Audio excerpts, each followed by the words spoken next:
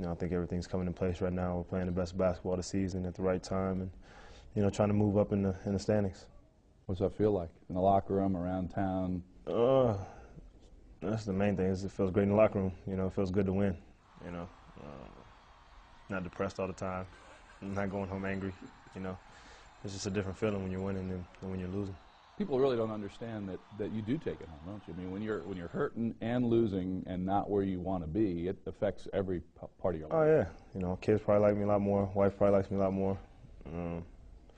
It's just like I said, it's just a different feeling. You wake up feeling better, go to sleep feeling better.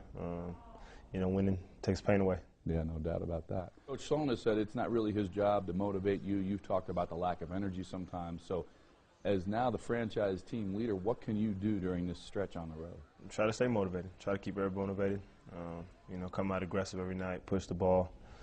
Try to get that energy, spread the energy to everybody else, because we're going to need it. We haven't been very successful on the road this year. Even last year. These are games we got to push through. We got to find ways to win, or else we're going to drop in the rankings. 12-17 on the road. It's a good measure for where we're at. We're going to have to win on the road at some point in the playoffs. We got to start now. Is there something you can say to these guys before the game, or is it? I mean, we've said it all year. It's not like we're not aware of our problems on the road. So it's just it's a matter of now just going out and playing. You've been through an unbelievable run the last 6 months with the life-changing contract, the gold medal, the injuries, and then the passing of an icon and a guy you've come to know better and respect. What has this been like emotionally for you? I mean, I know you're young and stuff, but it's been a lot of ups and downs. I had high expectations for myself coming into the season. We had high expectations as a team coming into the season, and kind of fell apart with injuries. First my injury in the preseason, and then Memo went down, Booz went down, AK went down. Paul went down for a couple of games. It's just been a kind of snowball effect. And then, of course, Larry's passing was very tragic to this organization and, to everybody that knows him. And we're trying to make it right by going out and winning for him now, because that's what he'd want us to do. It's kind of a little bit of a cliche, win one for somebody and this and that. But there's got to be some maybe subconscious inspiration for all you guys when you're pushing. I know you're pushing for yourselves and for the team and for the community, but in the back of your mind, it would be unbelievable if something really special happens on the year that he passed. Yeah, I mean, it would have been better to do it while he was here, because that's what he's always wanted, was a championship. But now he's gone, we can try to do it for him. In the year he passed, we still feel like we're a great team. Despite our record, despite the injuries, we feel like we can not compete with anybody. And this is really something that he's built over years and years with the coaching staff and the approach, and giving people freedom to draft and bringing you in and making you happy for a long time here. Yeah, definitely. He's the reason we're all here. He's the reason why this organization has had so much success. Keeping things the same, keeping the same coach, same continuity. He's the reason for all that. What did you say to Gail when you gave her the ball? I just said, thanks for being so strong. It just shows a lot, about their family, that they were all there, the day after he passed to support us and, still be there for us. I didn't think, that she would be there, that their family would be there. You don't know how to react in a situation like that, but like I said, it just shows how strong their family is and how much they care about, the Jazz and the community here. Tell us maybe one thing Larry told you or did for you over the years that you'll never forget.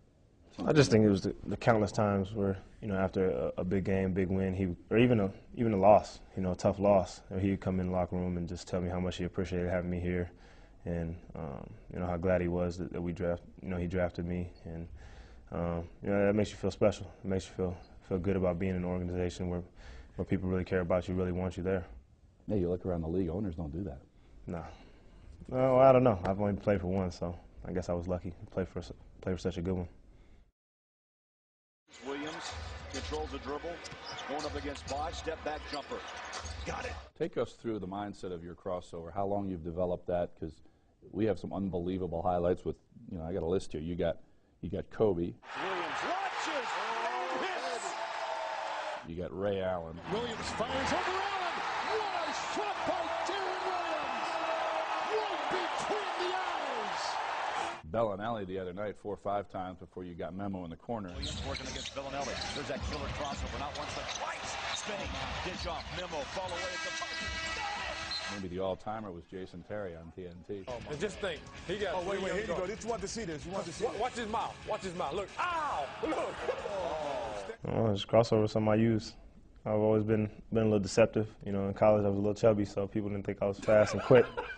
So I just developed a little crossover to, you know, change direction real fast, and it works. Developed a little crossover. That's kind of understating it a little. How much work goes into that? I mean, not a lot. I mean, you grew up doing crossovers, messing around on the court, watching M1 tapes, you know, growing up. So, you know, watching Allen Iverson play, you know, you're gonna catch a few things, pick up a few things.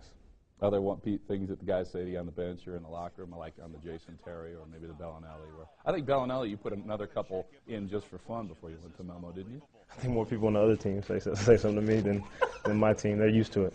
I get them in practice too. So. What do they say on the other team? They just ask me why I'm doing that. Seriously? Well, what do you tell them?